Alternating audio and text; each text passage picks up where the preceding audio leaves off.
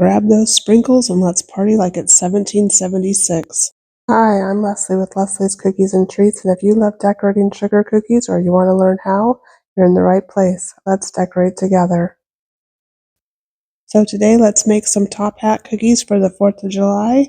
So I'm using a red royal icing here in about a 15-second consistency, and I'm just going to outline all of the sections of the cookie that are red and then put a little squiggle down the middle so that we do not get craters in these small sections. And now I'm grabbing my blue royal icing, also in a 15-second consistency, and I'm going to outline the hat band. And then just put a little squiggle in the middle again to help avoid craters. And I apologize, I'm losing my voice a little bit, so bear with me here. And now I'm just going to outline the very top of the hat, and again, put in a little squiggle in the middle to help avoid the craters. And we'll just keep outlining all of the sections until they're all outlined. And so you want to just touch down, lift up your piping bag, drag a line across, and touch down at the other side. And then put a squiggle in the middle of all of the sections. And once you're done, you can go back and flood in over the top of all of the sections. Just go ahead and flood right over that squiggle that we put in. Put a generous amount of icing. And it's important here that your icing is at least a 15-second consistency because you don't want to overflow the edges, and the thicker flood icing will also help prevent the craters. And so you want to take your scribe and just use it to smooth out this area and pop any air bubbles. Make sure that icing gets all the way down to the cookie. And then we're going to skip all the way up to the top of the hat and use our blue icing and do the same process. And then you want to set this cookie aside to dry until the icing crusts over because we want to keep some separation between the different areas. And now that my icing is dried, I'm going to fill in all of the red stripes on the hat and then use my scribe again to settle the icing down and to shape it and get those nice sharp edges at the corners.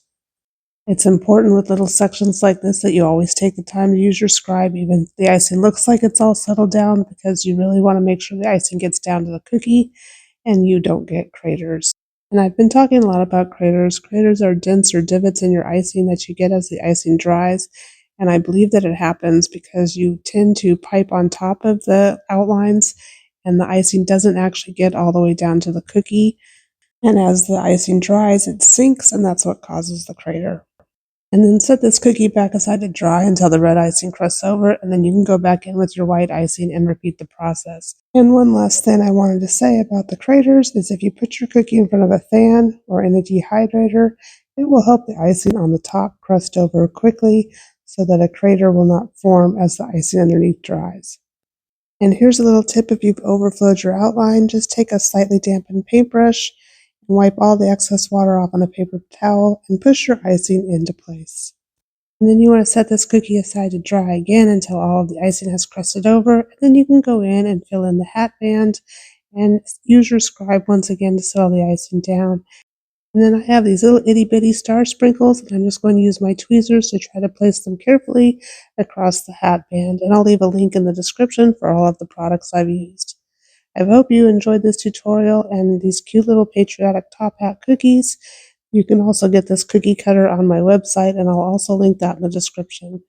I hope you have a safe and happy 4th of July, and if you enjoyed this tutorial and all of my tips on craters, please hit that subscribe and like button so you don't miss out on any 4th of July cookie decorating tutorials. See you later!